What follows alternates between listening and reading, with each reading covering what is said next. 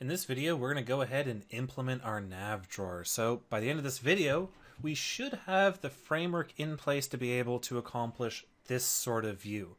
So yeah, I guess let's go ahead and get started.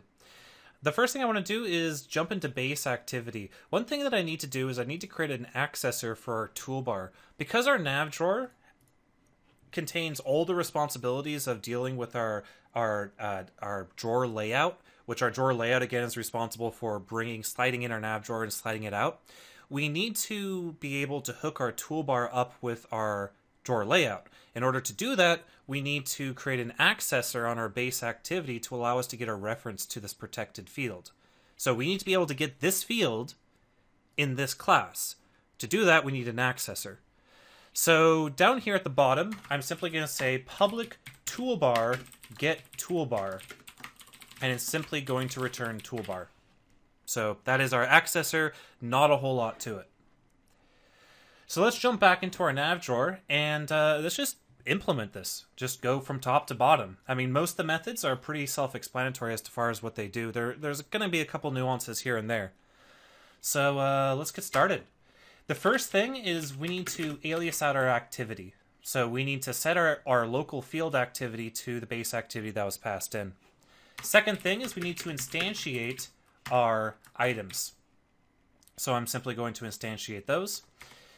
In Java, you are not required to specify the generic type parameter for something where it can be inferred. So I don't have to type in array list of nav drawer item. I can simply just do array list closed, or empty generic parameter list, and it'll figure that out for me at compile time.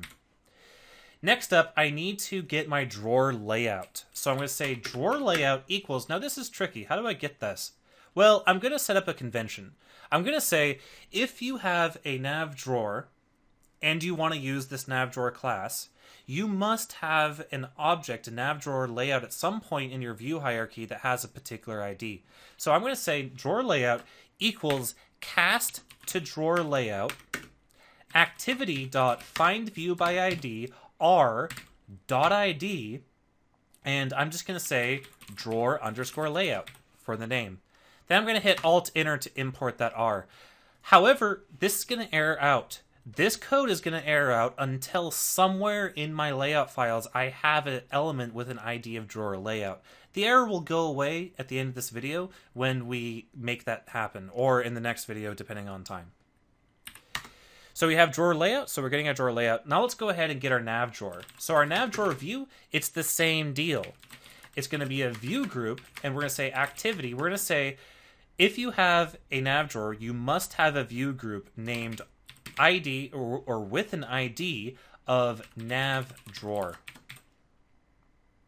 So those are our conventions. Then if you fail with those conventions, I'm going to throw a runtime error. So I'm going to say if drawer layout equals null or nav drawer view equals null, throw new runtime exception. Please have, or to use this class, you must have a view, or you must have views with the IDs of drawer layout and nav drawer. So that's a simple, I know it's considered bad form to throw a exception inside of a constructor, but I consider this to be something where that's appropriate, because basically we want to tell somebody, yeah, you're misusing this class if you don't have a drawer layout and a nav drawer. Once we've done that, we can go ahead and mess with our toolbar. So I'm going to say toolbar equals activity.getToolbar. Then I'm going to simply say toolbar.setNavigationIcon, and I'm going to set it to r.drawable, and then I'm going to set it to one of those icons I imported. In this case, it's going to be Action Navigation Menu. Then I'm going to say toolbar.setNavigation onClickListener, new onClickListener. And then I'm going to say set open not is open. So what am I doing here? I'm setting the navigation onClickListener of the toolbar to toggle whether or not the nav drawer is currently being shown. So again, this is why in our base class or a base activity we needed to have a accessor for our get toolbar. All right, let's jump down to add item. What do we want to do here? Well, basically, what we want to do, it's going to be a little interesting, the way this code is going to be written. And it brings up, well, no, actually, basically what I'm going to do is I'm going to say items dot add item. And then I'm going to say item.navDrawer equals this. So I'm reaching in to the navDrawer item and accessing a protected member. Now this is legal because this class is a child class of navDrawer. So I can reach in and mess with his protected members. So that's what I'm doing right here. I'm saying item.navDrawer equals this. So that way the navDrawer items can refer back into the navDrawer that they've been added to. All right, is open. This is pretty straightforward. Is open is simply going to be our, we're going to check our our drawer layout. I'm going to say drawer layout dot is drawer open, gravity start. Set open is going to be pretty straightforward too. So our drawer layout, we have our open drawer and we have our close drawer methods. We don't have a open, a corresponding method to the set open. So what we have to do is we have to write a conditional. I have to say if is open, then set drawer layout dot open drawer gravity dot start. Else drawer layout dot close drawer gravity dot start. Okay, so what about set selected item? This is going to be pretty straightforward logic too. If we have an item that's selected, so if selected item does not equal null, then say selected item dot set selected false. Otherwise, set selected item to item, and then say selected item dot set selected true. So pretty standard selection logic right there. Finally, we have our create method. Our create method is pretty straightforward. We're simply going to say, we're going to alias out our layout inflator. So I'm going to say layout inflator equals activity.getLayoutInflator. Then I'm going to loop over every single navDrawer item that we have. So I'm going to say navDrawer item in items. And I'm going to say item.inflate, inflator, and navDrawer view. So I'm passing in the layout inflator as well as the navDrawer view that we want to inflate inside of. And that's it. That is the implementation of our navDrawer. It really straightforward. Most of the code is inside the navDrawer items themselves, which I think is how it should be, because it gives the navDrawer items a lot of flexibility. And I encourage this sort of object-oriented design where the navDrawer class itself is nothing more than a bag of navDrawer items, and then the navDrawer items get to decide all the fun stuff. They get to decide how they're inflated, how they're selected, and so on. So let's go ahead and start off with the basic navDrawer item. How do we want to handle this? Well, the constructor is pretty self-explanatory. This.text equals text. This.badge equals badge. This.icon drawable equals icon drawable. And this.container ID equals container ID. That's pretty much all there is to it as far as the constructor. The inflate method is where things get fun. So let's go ahead and I'm going to reorder these methods here. I want inflate and set selected to appear up here before our setters. The reason is I think it's going to make more logical sense, and I hope you agree once we flesh out these methods and actually implement them. But I think logically, based on the order of how these things are going to be executed, I think it makes more sense to have inflate and set selected at the top. So what I'm going to do here is I'm going to start off by getting a reference to the container. Remember how we have this container ID, which determines where this item should be attached to? Which view group should it be attached to? So let's go ahead and figure that out first. I'm going to say view group container, or I'm not going to call it container. Well, that's not a good thing here because we have the best name for it is container. I'm going to rename this parameter to nav drawer view instead of container. So then I'm going to say container equals cast to view group, and then I'm going to say nav drawer view dot find view by ID, and then we're going to pass in container ID. Then I'm going to say if container equals null, throw new runtime exception. And then I'm going to say nav drawer item text could not be attached to view group. View not found. So just a little sanity check in there. And then what I'm going to do is, now that we have a reference to the container, we can inflate our group, or our view. So I'm going to say view equals inflate. Oh, come on. Inflator dot inflate. And now what am I going to pass in here? Well, I'm going to pass in a reference to a layout file that doesn't exist yet. So I'm going to pass in r.layout.list. What do I want to call this? List item nav drawer, I think, with the view group of container. And we're not going to pass in false for attached to root, because that's the default behavior, and we do want to attach the root. We want to not only inflate this view, but we want it to be attached to this particular view group.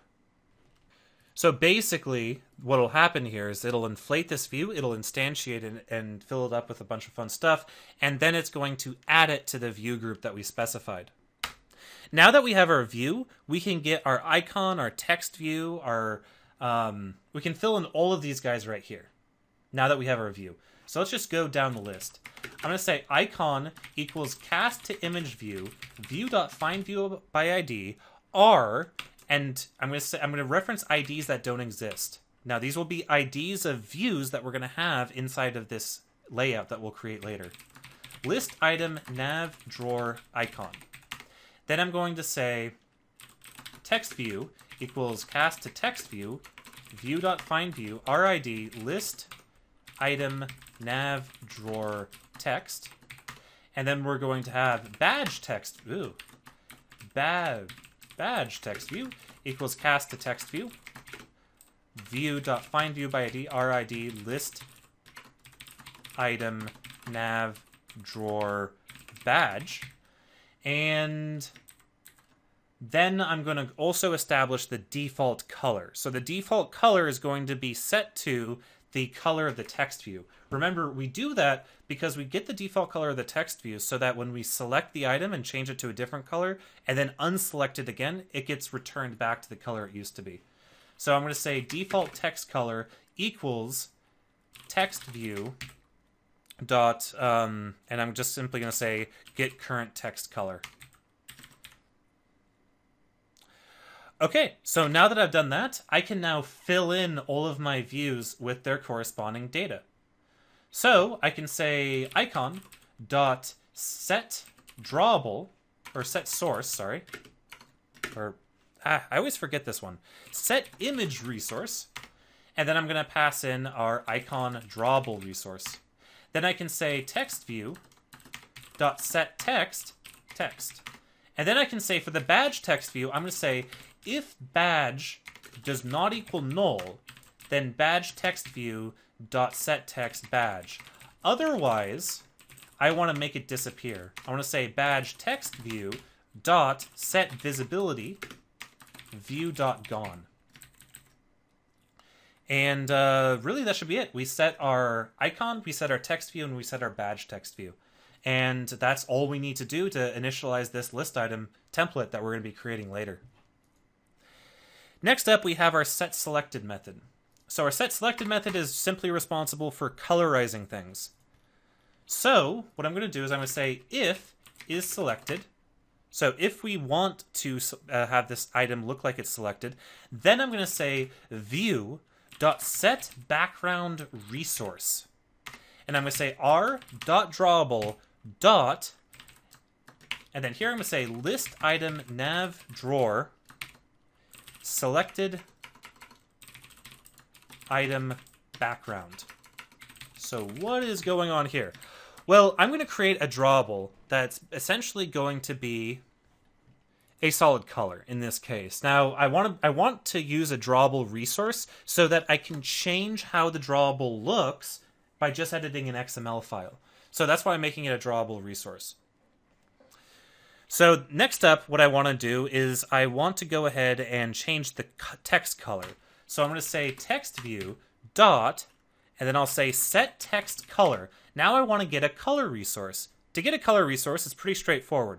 I first need to get an activity, which I can access by doing navdrawer dot activity dot get resources dot, and then say get color, and passing in a color resource.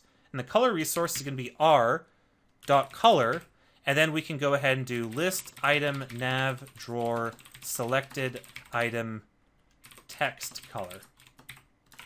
So pretty long, pretty descriptive names. I could probably have shortened them, but I wanted it to be pretty obvious what these drawables and colors are.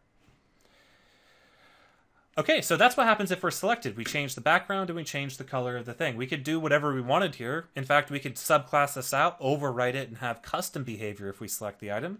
So that's pretty cool.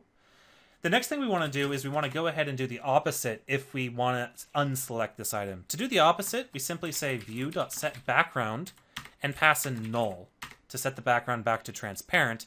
And then we say TextView.setTextColor to default text color. So again, this is why I established the default text color when we inflated the view. All right, so now let's go ahead and do set text, set badge, and set icon. Now, the reason we're doing these last is because they have two scenarios, two cases. A, is this set text method being invoked before we are inflated, or is it being invoked after we're being inflated? If it's being invoked before we're inflated, all we have to do is just change the value of our text field. If it's being invoked after we're inflated, we have to set this field and we have to update the text view that was inflated to represent that field. So what I'm going to do is I'm going to say if view equals null, or sorry, I'm first going to do what we have to do regardless. I'm going to say this.text equals text. Then I'm going to say if view does not equal null, then textView.setText text. For the badge, I'm going to do something a little bit more complicated. I'm going to say this badge equals badge. Then I'm going to say if view does not equal null, then I'm going to open up a block, and I'm going to say if view does not equal null, if badge does not equal null, then I'm going to say badge text view dot set visibility visibility visible. So if we set a badge, set it to visible. Otherwise, set badge text view set visibility view gone. And finally, we'll do the same thing with our icon. This dot icon drawable equals icon drawable.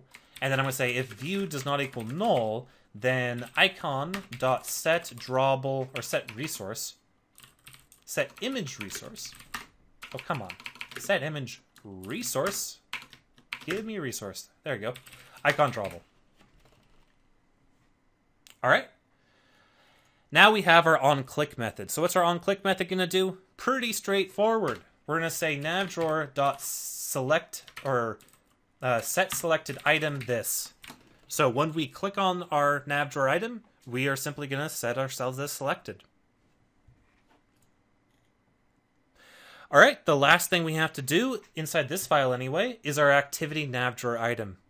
Now this is going to be pretty straightforward too. All we're going to need to do is we're going to need to override the inflate method and the onClick method. So let's do the inflate method first. I'm going to say public void inflate layout inflator view group nav drawer. Okay, so inside of inflate, what I'm going to say is I'm first going to inflate the superclass. So I'm going to pass that in. So this will actually perform the inflation, create the item, place it. So this will actually create one of these rows here, right?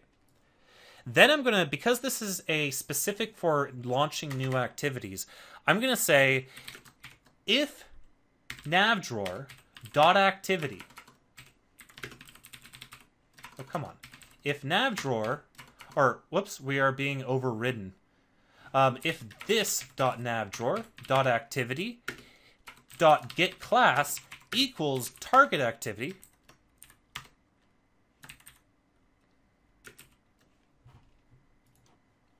then what we want to do is we want to say set selected item, or sorry, this.navdrawer.set selected item this.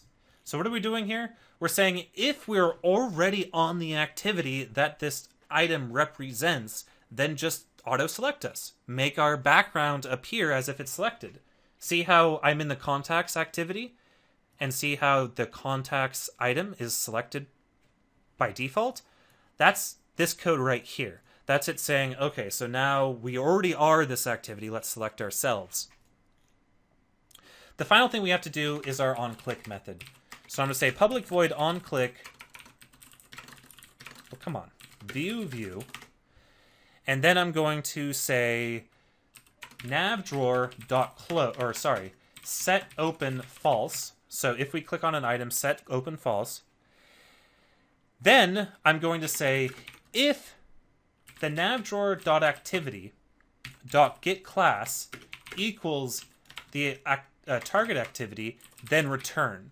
So basically, what is this saying? This is saying if you click on the activity that you're already on, so if you click on contacts, the nav drawer will close and nothing will happen because we're already on that activity. So we can simply return. Next up, I want to do super onClick view. So invoke the super method or super class. And then the final thing I want to do is I'll put a to-do in here because we're going to do this later. I'm going to say to-do animations. But we're going to do really simply, we're going to do this. I'm going to say navdrawer.activity.startActivity, new intent, navdrawer.activity, and then finally the class that we want to start. And the class that we want to start is going to be target activity. The final thing we want to do is finish the activity that we're currently on. So navdrawer.activity.finish. And that is our activity nav drawer item. So yeah, that is the that's a really simple, straightforward way, or this is an example of how you can kind of think of your own abstractions to make working with Android easier. So this is a great little lesson in some object-orientedness and how you can use it to make your life easier. Because now we have a very simple but very powerful way of expressing our nav drawers in a lot of different circumstances. All that's really left here on this implementation is to implement our IDs and then our layouts. So after we do that, then it's just a matter of setting up our nav drawer, creating our other top level activities, and having everything work. So we'll see you guys in the next video.